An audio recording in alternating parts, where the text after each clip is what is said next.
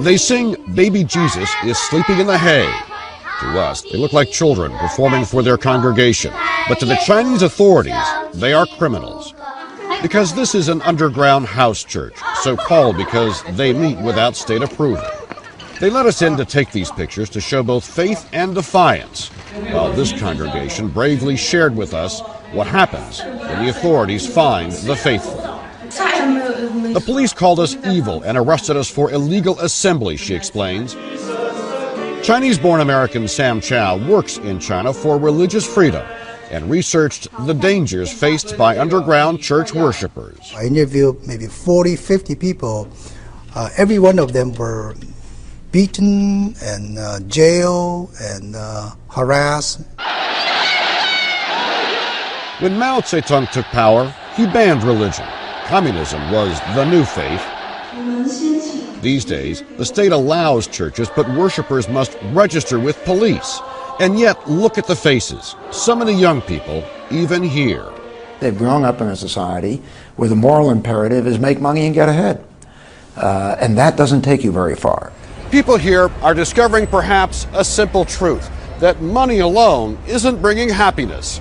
So hundreds of millions of Chinese, their numbers growing every day, are seeking something more. So even traditional Eastern religions like Buddhism are flourishing again, but none like the underground Christians. In this village, they were even building their own church until, as this cell phone video shows, the authorities knocked it down. In China, it was once easy to know what to believe in, the Communist Party. Those days may be gone for good, as a new generation learns how to find and keep its own faith. Barry Peterson, CBS News, Beijing. Extraordinary scenes of defiance in the middle of the night.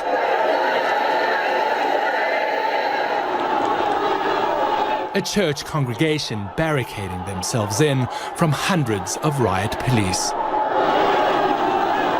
It's happening in Wenzhou, known as the Jerusalem of China, where for months the government has demolished scores of churches and torn down hundreds of crosses. What the government here is doing is so barbaric. Today we've seen the fundamental symbol of our faith violated, and it hurts us deep inside our hearts.